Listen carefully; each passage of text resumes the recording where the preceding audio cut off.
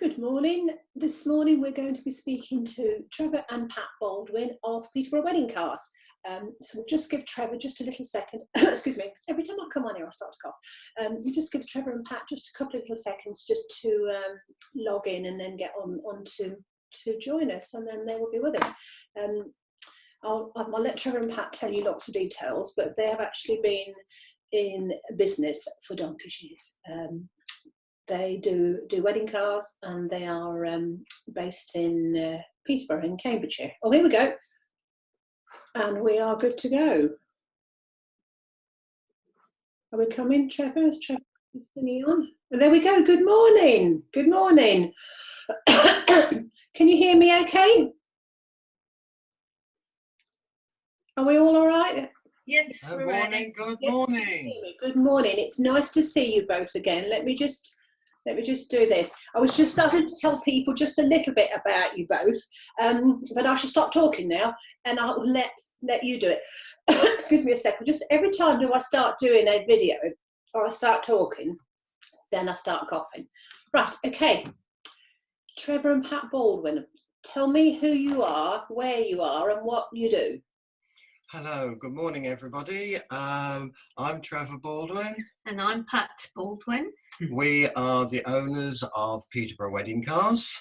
We have been in business now for over 30 years, providing a professional service for weddings, for brides and their families, in our vintage and classic Rolls-Royce and Bentley motor cars. 30 years, get you pair. That's a long time, yes. Isn't it? Yes. I know. So there's probably, most people will have forgotten most about cars. I mean, you will know so much about sort of vintage cars and things, don't you? You really do. Yeah. I was trying to think of the saying, people will have forgotten more than what you'll actually know, but I'm not quite sure I've actually got that right, actually, but you know what it is that I'm trying to say, don't you? That's right. I have my highlighter, and as you know, I am dreadful. I always have to have a highlighter or something in my hand, but it's only because I've kind of made some notes so that I make sure that I ask you everything. So, okay, you're actually sited in Peterborough. So does that mean that you will only do weddings in Peterborough, or will you go a little bit further? We will go further out. Most of our weddings that we do are within, say, a 30 to 40 mile radius of Peterborough. But majority of our weddings are in the location of Peterborough, because we are based in the little village of Marham, just outside of Peterborough, which most people know locally, because although it's closed obviously at the moment, we've got quite a popular pub in our village where people come out for meals. So that's how we operate. So we do a lot of weddings like in Stamford, Spalding. We go out to King's Lynn, down to Cambridge, up to Grantham. That sort of thing. You actually live, you were saying about the village where you live, you've got a beautiful bungalow which is actually quite near. Is it basically, it's called the Fitzwilliam Arms, but that's right. But for locals, those of us that have been about and maybe are of a certain age, shall we say, we actually know it as the Green Man, don't we? That's it, because it's got the little green or big green man carved outside in the box. Box hedge. Is it still there? I mean, yes. I must be honest, yes. we haven't driven through Marham for like quite a while, but it was always collectively known as, it was never the Fitzwilliam Arms, was it? It was always the Green Man. That's it, yeah. And it's still there? Yes. Nice to know nothing changes then, isn't it? Right. Yeah. Okay, now I happen to know, just because I obviously know you quite well, that all your cars have got names. That's right, yes. How do you come up with the names? Well, it started with one that we bought. The company we bought it off gave it a nickname. So I thought, well, how did they derive at that? And that was its registration number. So we started to look at those. The oldest one of our cars, which is 1926, we call Henry. And that basically is because that was built when Sir Henry Royce was still alive and in the design of the car. So we thought that was an appropriate name. And virtually all of the others are derived from their registration numbers. Really? So if the letters are in the registration number, their letters are in their name. For argument's sake, Victoria, our 1932 Landaulette, is VK registration number. So we thought that was appropriate. Do you find that when people book, are they necessarily saying, can I book Henry or can I book Victoria? Or are they saying to you, can I book that really nice one that doesn't have like the roof? Or you can tell my knowledge of cars here. It's top down. Is it top down or something? That's right. That's right. It's an open car, yes. Yes, we have two open ones. Victoria, the hood comes down at the back over the back passenger seat, and Henrietta is a fully open car, but it does have side screens and a hood.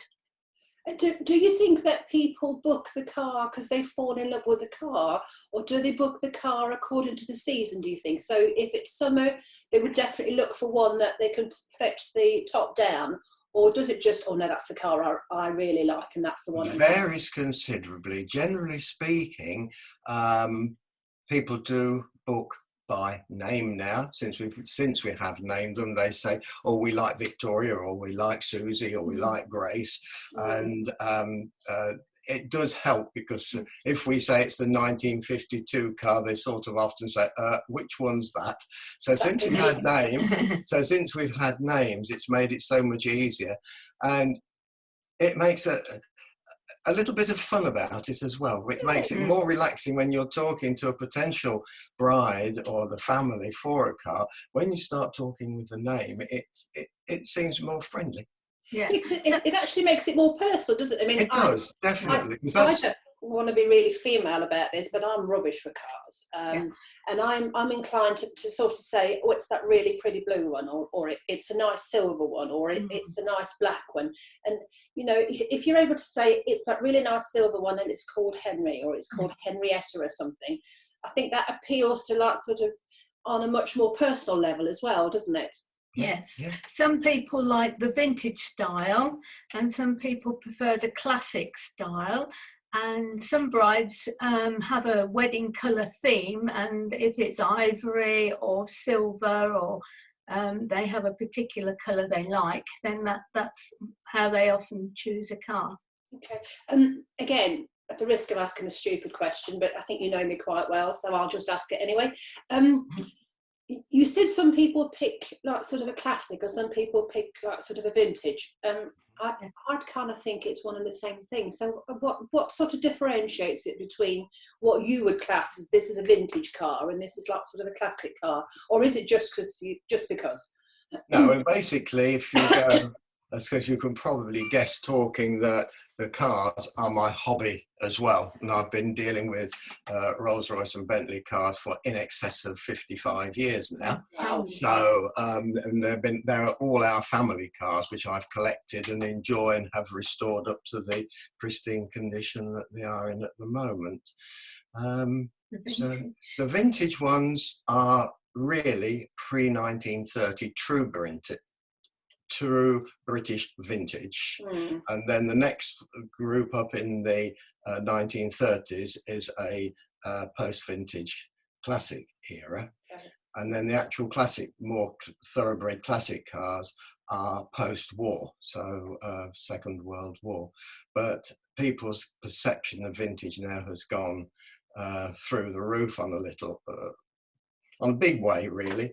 We get people talking about vintage cars of early models, even though they're probably only about 30 years old.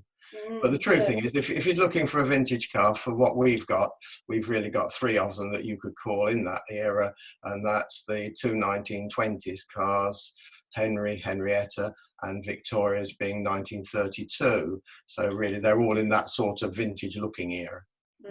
So when someone books a wedding car with you, they're getting, you know, so much more than just a wedding car. You know, you have all of that love, and you have all of that history, and you have all of that knowledge that actually goes with it as well. Which is very nice, because we often find that when we're at weddings, not only are we just getting the bridal parties to the church or to the reception, we actually get quite involved often with the family, and people like that want to ask the cars, is it my car? How long have you had it?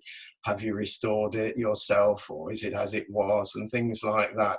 And it all sort of adds to the occasion, because our big thing that we want to do is to come over friendly. That's right. I'm not here, or Pat and I are not here to sort of drive everything. We want to make, it's a special day, and we want to make it the bride's special day, and we will go the extra mile to make it nice for them. Yeah, and you 100%. And judging by the reviews we've had, we certainly, I do believe we're succeeding quite nicely. Yeah, oh, you must certainly do. I can vouch for that, having known you and known of the business for lots and lots of years. So yeah, Yes. lots of years. I can actually see my favourite car just over your right shoulder. It's see, again, pretty useless I am. It's that black and white one there, Pat. Can you see? No, yeah. Down, 1, 2, 3, there. Yeah, Grace. That's Grace. Oh, is it Grace? Oh, That's Grace. That's the Grace. 1952 Rolls-Royce Silver Wraith. It's a sports saloon, so it's exceedingly elegant in design.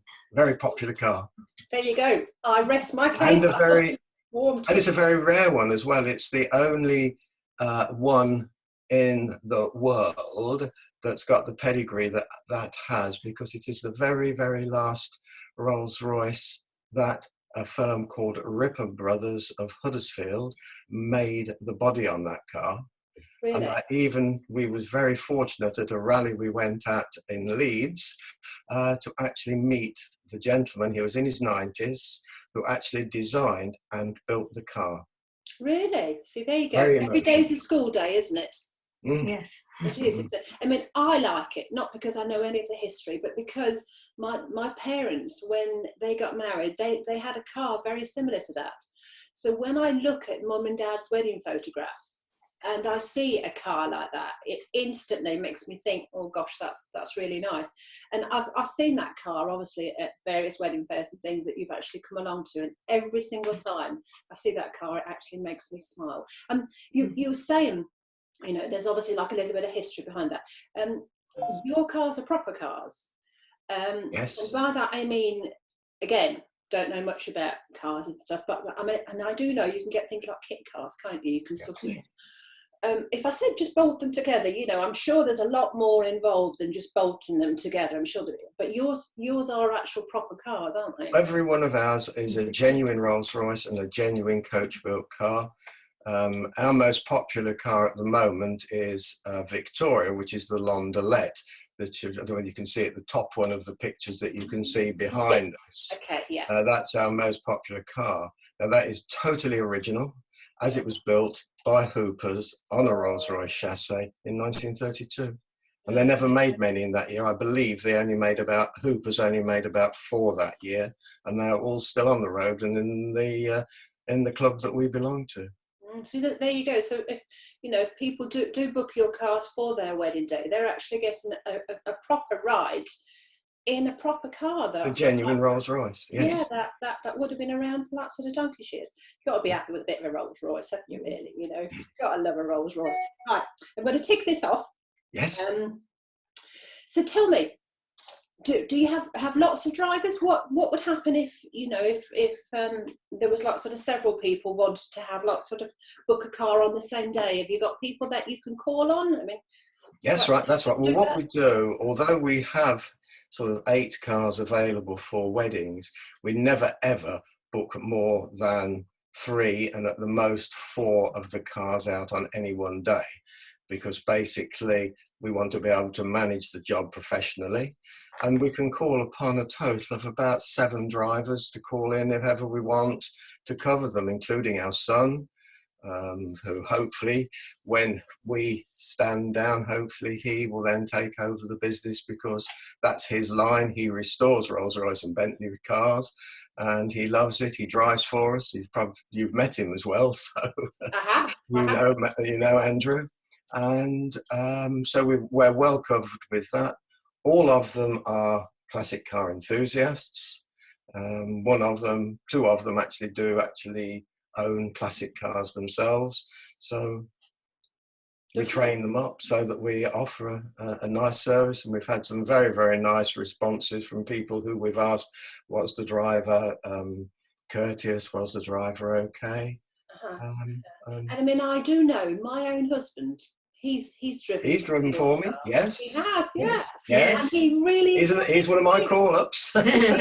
he's one of my call-ups as well. If I ever need anything doing, I fetch your own fella and he'll do it for me. I mean, obviously they are beautiful cars, and you sort of just get in the car and you're getting the history and you're getting everything. Tell me about the actual drivers. What you know, and who and what do they actually look like?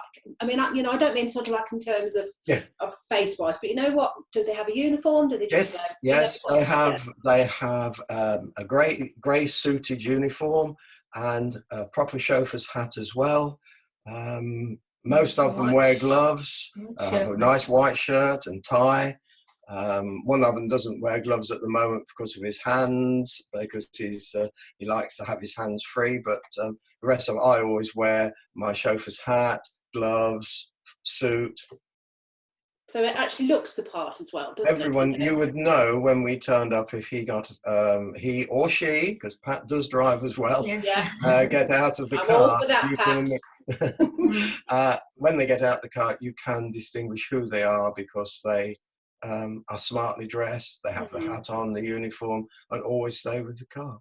It's that little sort of finishing touch, isn't it? Sort of makes it. That's what we look for. We look for the final little details, because they're the things that make people's day. Like one thing that we do, because we've been caught out several times, is when we put the passengers within the car and they've got settled in, we always have a quick look round. Have they got their bouquets? Have they got this? Have they got that? Because you'll be surprised how many brides you get in the car and you say, okay, and words come out to say, oh dear me, I've forgotten it. So, it's just little things like that, because the last thing you want to do is to get to the venue where they're getting married. Oh, and I've left so-and-so at home. Yeah, because then that's the thing. It's not as though you can kind of just nip back quickly, put your foot down and sort of pick up a bouquet or pick up whatever, really, is it? So, that's but it's nice that you sort of cross the T's and dot the I's, because I think, phone's picking now. I think, it's, there's always so much going on like sort of a wedding day, and nerves and excitement and things, and it's kind of easy to miss something off, isn't it? To actually forget something. And Pat, you sort of mentioned briefly about like a bride might have colour schemes and things. So what do you have on the cars to sort of blend that in for them? They can choose a car, and then we provide the ribbon colour. We have ivory ribbon as standard. But they may prefer a pale pink or a blue, and we do have some stock ribbons, so we can provide, or sometimes they like to provide their own if they've got something special. So that's how we cater for the colour of the car and the ribbon. Okay, lovely. So then that can make sure that everything ties in nicely, doesn't it? It does. Okay. Tell me about a typical wedding day. Not that there's ever a typical wedding day, is there? No, very true, very true. Because everybody's different, and everybody's wedding day is different, and how that we all do things is different. But sort of like on an average, what kind of time would you sort of turn up before the wedding, and how does it all sort of flow? Right, it's relatively straightforward. We keep in touch with the bridal party when we get close to the wedding day, say probably 3 weeks before the wedding day, and if we require it even closer to that as we get to the wedding day.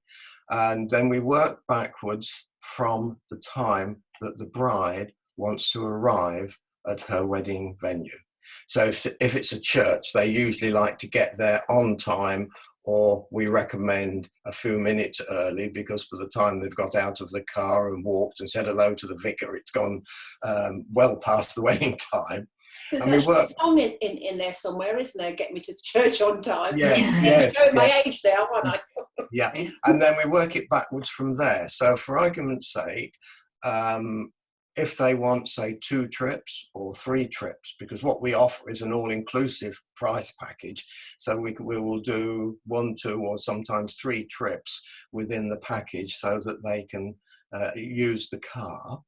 And then we agree an arrival time to allow for that.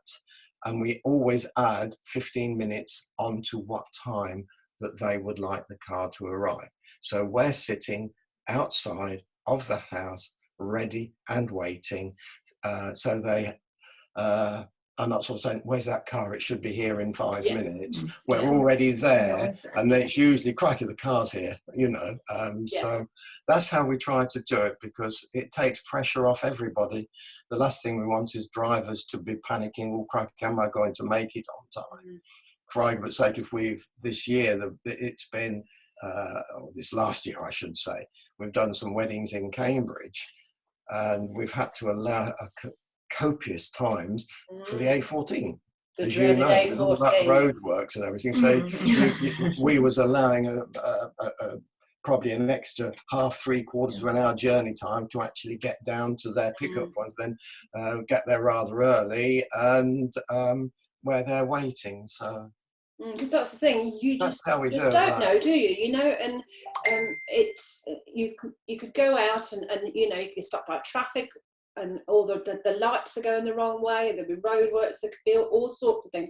And as you say, the last thing that sort of a couple want on their big day is to somebody be stood out the front of the house, looking halfway down the street, I can't see the car coming, you know. So people sort of get anxious, you know, quite rightly. So we think to get there at least 1/4 of an hour to half an hour before we're due to leave with the first trip. It takes the pressure off them, takes the pressure off us as well, and my drivers, myself, because there's nothing more than when you start panicking for time that it can be a bit upsetting. Yeah. Do you have like inside your package? Does that cover like sort of X amount of miles? You know. No. What we do is when somebody is interested and they ask for a quotation, we ask the basic questions is first of all, what day is it, to make sure the car is available on that day, and then we ask where the pickup address is, where the ceremony is taking place, be it in a church or be it in a hotel or register office, and then where the reception is. And given that information, we give them an all-inclusive price, and that will include as many trips as practical from the bridal pickup point to the ceremony. If it's a church ceremony, the car waits outside, it doesn't run away, and then takes the bride and groom onto their reception. If it's a civil ceremony, the car will again arrive, take as many trips as practical to the civil ceremony. It will then wait and be available as soon as they've had their ceremony, before they get into the relaxed atmosphere, if you like, of the reception. We invite them to come into the car, and we then take them for a 10-15 minute run together in the car, and then back to their reception. So it's a break between the formality of the ceremony and the relaxing time of the reception. And almost without exception, they all think that's brilliant, and that's all included in our price. Because that's one of the other things now, really. I mean, there are lots and lots of couples now that aren't necessarily getting married in church, or aren't necessarily getting ready at home and then going to a venue. Lots of the time that, you know, that they may stay over beforehand, but they still want to have that opportunity of having a sort of like a ride in a beautiful car, or having the pictures taken. So you're able to actually offer that for them as well. That is correct. Yeah, we do. In fact, we're getting 1 or 2 that are doing that now, and we've done a couple of hotels in Peterborough where they've actually asked us just to be there for when they've had their ceremony, and then take them for a drive to the car away from the hotel, because not all hotels are photogenic. No, they're not. And you go to like down towards Ferry Meadows in Peterborough, or the Peterborough Central Park, or somewhere like that. And we take them there, they have their photographs there, and then take them back to the hotel. That's nice. So even though that they might not necessarily be getting ready somewhere else and then going to the venue, even if they're at the venue, there's still like an option there for them, isn't it? We will still do that service for them. That's good. That's very good. Yeah. Okay. What have I got? If somebody was to sort of want to book you, I mean, how far in advance do you think that people should be looking for their wedding car?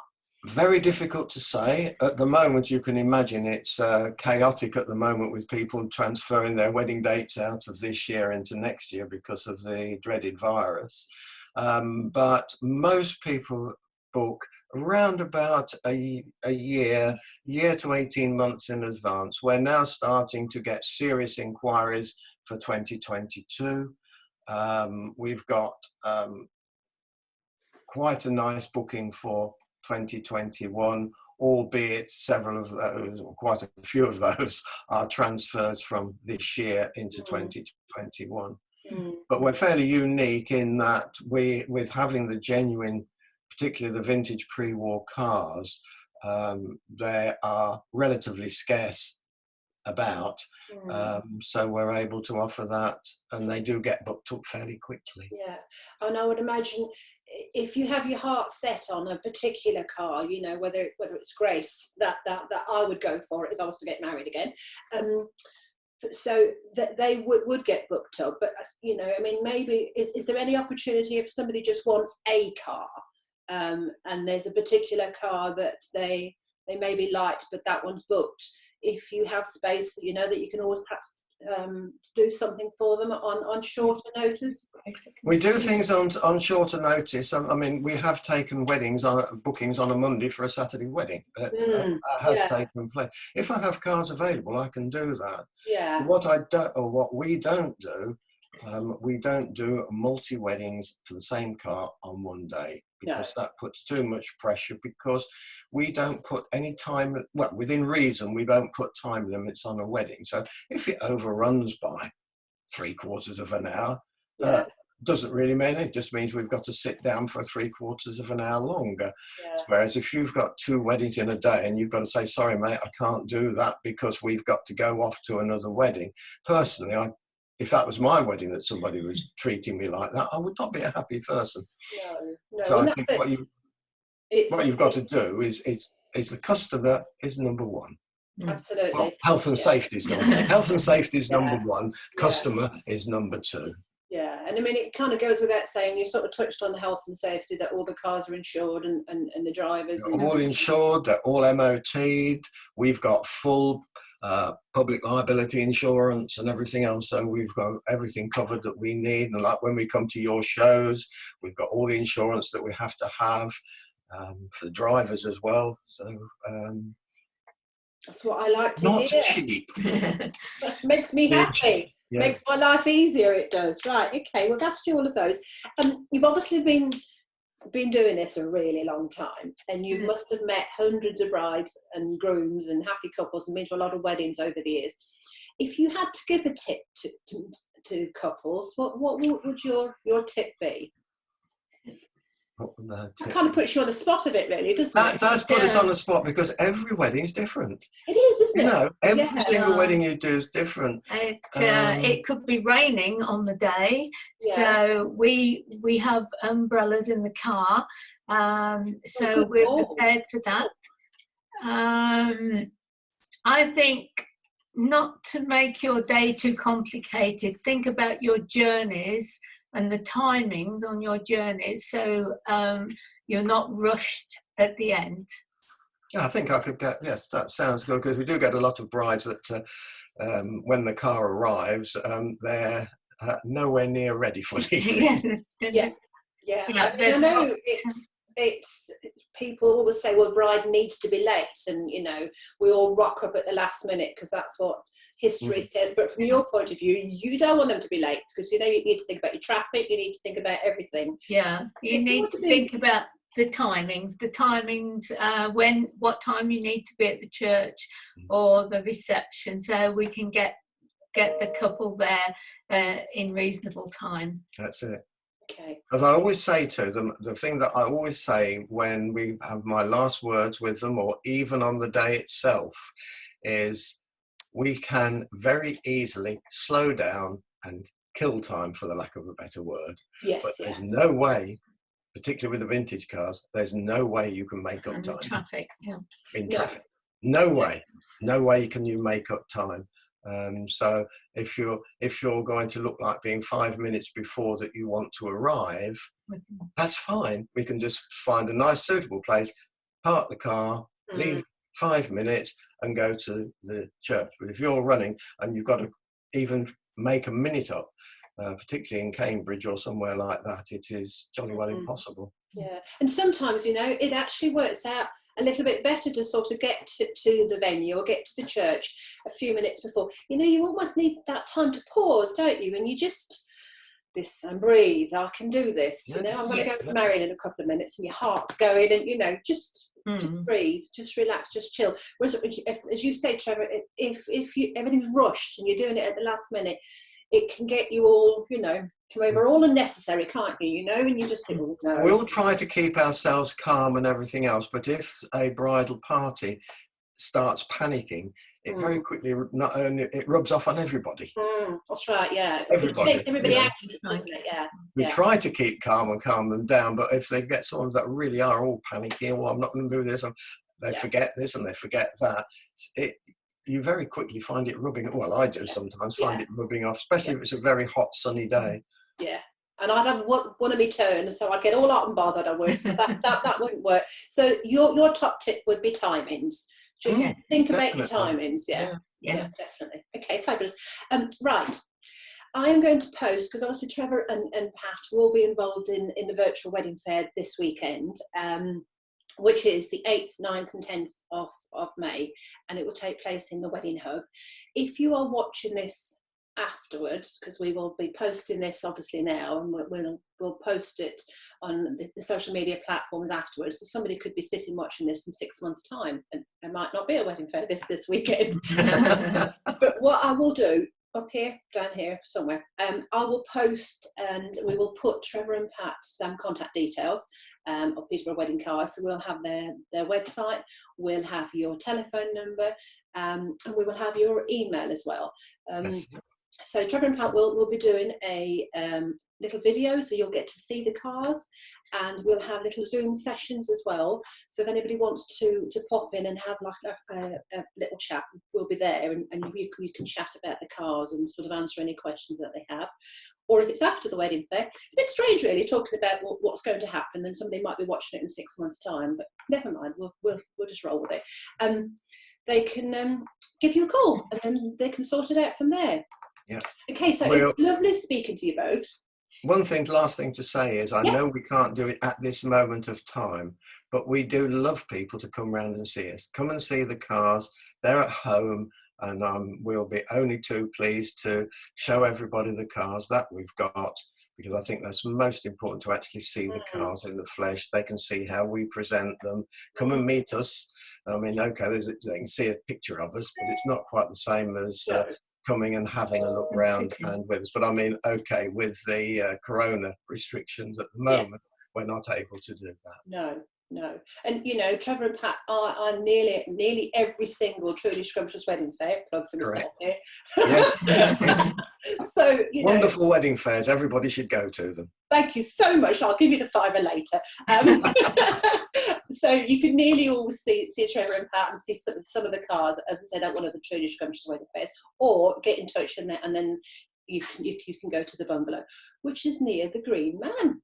Oh yes, Green Man's in Marron, so you might actually get to see the Green Man. Really nice it is. Right, okay, I won't take up any more of your time. It's been lovely chatting to the both of you, and I'll speak to you again. Okay, then. Thank you so much. Thank you. You're welcome. Bye bye.